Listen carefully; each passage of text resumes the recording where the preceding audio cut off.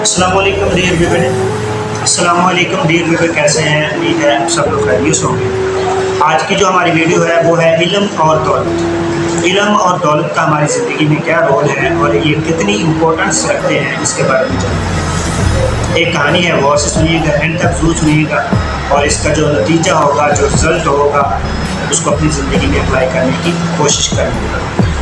मिस्र का एक ताजर, बहुत अमीर ताजर, उसके दो बेटे होते हैं। एक बेटे को इल्म हासिल करने का बहुत ज़्यादा शौक़ होता है और दूसरे बेटे को दौलत इकट्ठी करने का बहुत ज़्यादा शौक़ होता है। कुछ यूँ है कि वो जो बादशाह होता है या ताजर होता है, वो कुछ टाइम गुजरने के बाद फौत हो जाता है और उसके दोनों बेटे अपने अपने काम में लग जाते हैं। जो दौलत इकट्ठी करने वाला होता है वो दौलत इकट्ठी करनी शुरू कर देता है और जो इल्म हासिल करने वाले का शौक़ होता है वो इल्म हासिल करना शुरू कर देता है।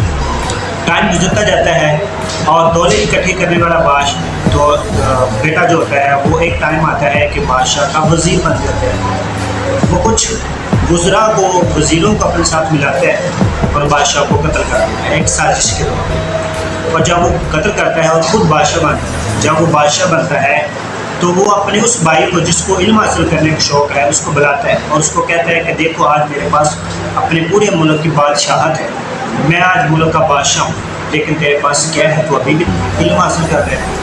वो कहता है कि मेरे पास एक ऐसी दौलत है जो मेरी हिफाजत करती है। मेरे पास एक ऐसी दौलत है जो अम्बिया की मिरास है, लेकिन तेरे पास जो दौलत है जो तूने इकट्ठी की है वह कारून और फ़िरऔन की मिरास है और जो दो दौलत तूने इकट्ठी की है उसकी तुझे हिफाजत करनी पड़ती है, लेकिन मेरे पास जो दौलत है वो मेरी हिफाजत करती है। वो अपने भाई की इन तलख बातों को जब सुनता है तो वो हुक्म देता है अपने गुलामों को कि इसको जेल में डाल देते हैं। जब उसको जेल में डाल देते हैं, कुछ टाइम गुजरता है, उसको ये इंफॉर्मेशन मिलती है, ये इतला मिलती है कि साथ वाले मुल्क का बादशाह हमारे मुल्क पे कब्ज़ा करने वाला है। उसकी सारी फ़ौज ये सुन के आहिस्ता आहिस्ता दौड़ जाती है। वो बहुत ज़्यादा परेशान होता है। वो अपने भाई के पास आता है जिसको उसने जेल के अंदर डाला होता है। उसको कहता है कि साथ वाला बादशाह हमारे इस मुल्क पे कब्ज़ा करना चाहता है, अब तू क्या कहता है? वो कहता है कि तेरे लिए बेहतर यही है कि तू अपने इस मुल्क को, अपनी इस दौलत को छोड़ के अपनी जान बचा और दौड़ लगा।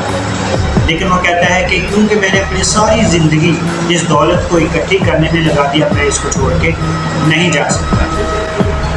अभी वो इन बातों में ही मशगूल होते हैं। कुछ दिन गुजर जाते हैं तो साथ वाला मुल्क का बादशाह हमला करता है और उसकी सारी फ़ौज को भी कैप्चर कर लेता है, उसकी सारी